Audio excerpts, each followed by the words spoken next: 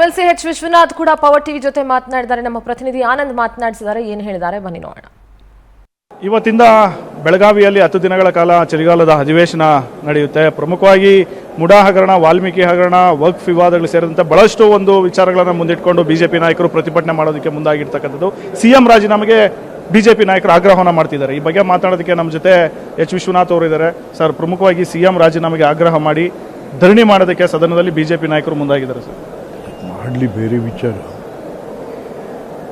But ಈ ಸದನ ಇವತ್ತು ಉತ್ತರ ಕರ್ನಾಟಕದಲ್ಲಿ ಕರೆದಿರುವಂಥದ್ದು ಉತ್ತರ ಕರ್ನಾಟಕದ ಹಲವಾರು ಸಮಸ್ಯೆಗಳ ಬಗ್ಗೆ ಚರ್ಚೆ ಮಾಡಿ ಪರಿಹಾರ ಕಂಡುಹಿಡ್ಕೊಳ್ಳೋಕೆ ಕರೆದಿದ್ದಾರೆ ಹೊರತು ಸಿಎಂ ರಾಜೀನಾಮೆ ಕೊಡ್ರಿ, ಇನ್ನೊಬ್ಬರು ರಾಜೀನಾಮೆ ಕೊಡ್ರಿ ಅನ್ನೋಕ್ಕಲ್ಲ ಕರೆದಿದ್ದಾರೆ.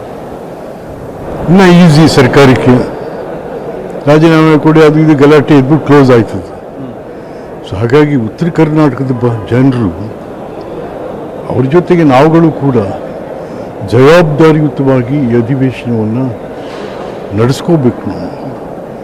ಹಾಗಾಗಿ ಅದೊಂದು ಈಗೇನು ಬೇರೆ ಹೇಳ್ತಾವ್ರೆ ಕೇವಲ 2 ದಿವಸ ಮಾತ್ರ ಉತ್ತರ ಕರ್ನಾಟಕದ ಬಗ್ಗೆ ಚರ್ಚೆ ಅಂತ. ನಾವು ಇಲ್ಲಿ ಕರೆದಿರೋದೇ ಉತ್ತರ ಕರ್ನಾಟಕ ಭಾಗದಲ್ಲಿ ಕಲ್ಯಾಣ ಕರ್ನಾಟಕ ಮತ್ತು ಕಿತ್ತೂರು ಕರ್ನಾಟಕದ ಬಗ್ಗೆ ಸಮಸ್ಯೆಗಳನ್ನು ಚರ್ಚೆ ಮಾಡಿ ಇಲ್ಲಿ ಅಕ್ಷರ, ಆರೋಗ್ಯ, ಉದ್ಯೋಗ, ಕೃಷಿ ಇನ್ನು ಹಲವಾರು ಸಮಸ್ಯೆಗಳ ಬಗ್ಗೆ ಚರ್ಚೆ ಮಾಡಲಿಕ್ಕೆ ಹೊರತು ನೀವು ಅವ್ರ ರಾಜೀನಾಮೆ ಕೊಡ್ರಿ, ನೀವು ಇವ್ರ ರಾಜೀನಾಮೆ ಕೊಡ್ರಿ, ನೋ, ಇಟ್ಸ್ ನಾಟ್.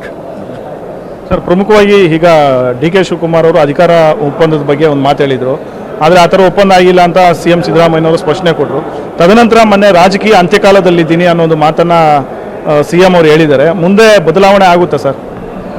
ಸಿಎಂ ಅವ್ರಿಗೆ ಏನಾಗಿದೆ ಅಂದರೆ ಅವ್ರು ದಿನ ಒಂದೊಂಥರ ಮಾತಾಡ್ತಾರೆ. ಅವ್ರಿಗೇನೋ ಕಾಡ್ತಾ ಇದೆ, ಅವ್ರಿಗೆ ಮನಸ್ಸಿನೊಳಗೆ ಏನೋ ಕಾಡ್ತಾ ಇದೆ. ಏಕೆಂತಂದರೆ ಹಲವಾರು ಈ ಭ್ರಷ್ಟಾಚಾರದ ಇದು ಅವ್ರ ಮೇಲೆ ಸವಾರಿ ಮಾಡ್ತಾ ಇದ್ದಾರೆ. ಹಾಗಾಗಿ ಅವ್ರಿಗೇನೋ ಕಾಡ್ತಾ ಇದೆ. ಮತ್ತು ಏನು ಉದ್ಯೋಗ ಒಪ್ಪಂದ ಆಗಿದೆಯೋ ಎಲ್ರಿಗೂ ಗೊತ್ತಿರೋ ವಿಚಾರ, 30 ತಿಂಗಳು.